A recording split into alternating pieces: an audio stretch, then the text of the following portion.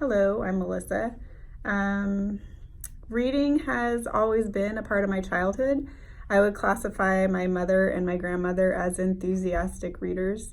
My earliest memory of reading was with my grandma.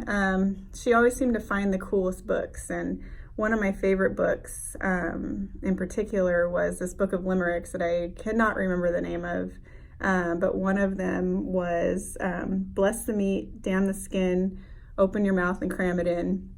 And that was it for me. I was probably 6, and being able to say the word damn opened up this uncensored world that I could enjoy and no one would have to know about it.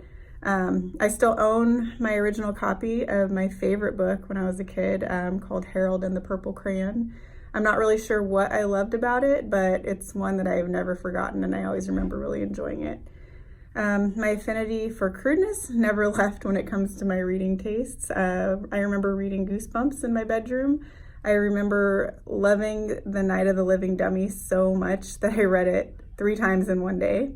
I eventually graduated to Christopher Pike, secretly hoping that it would be a little more PG-13 than R.L. Stine. And then from there, Chuck Palahniuk, I can never say his last name, but whatever. Though there is one book that he wrote that I could not deal with. It was too much for me, called Haunted, and I don't really have enough time now to read, so I'm always in my car, so I just listen to audiobooks. But my goal is to read at least 20 books this year. I think reading aloud to children is very valuable because it creates an enthusiastic view of reading. It is especially valuable if the person reading to the child is somebody they look up to, because kids like mimicking their role models. In Grenby's The Origins of Children's Literature, the historical, domestic, specific, and symbolic origins are wonderfully intertwined, creating the evolution of children's literature. And I think that humans naturally love sharing information, especially if it provides pleasure. And kids really like sharing stories and information to their friends.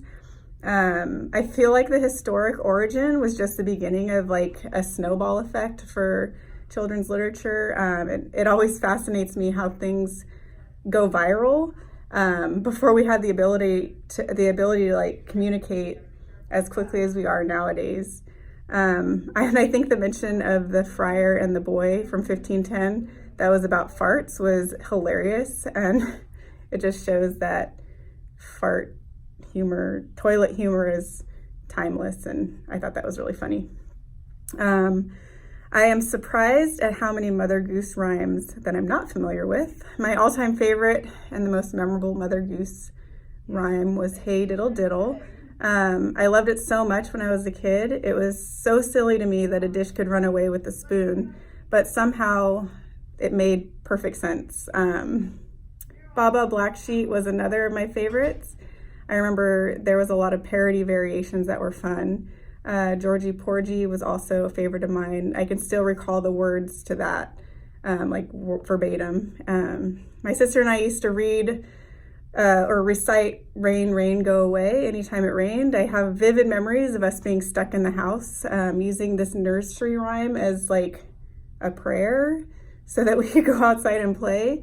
I think nursery rhymes play a huge role in childhood literacy development. They're so easy to remember and fun to sing and say, and it gives a sense of accomplishment very quickly. My nieces and my son could recite these by memory while flipping pages of the book. Like, they weren't reading, but to them it felt like it, and I feel like that made them feel proud, and it kind of made them want to read more. I am prepared for the upcoming assignments. I do have a library card, and I'm taking this class to satisfy degree requirements as well as an interest in the course. Thanks for listening.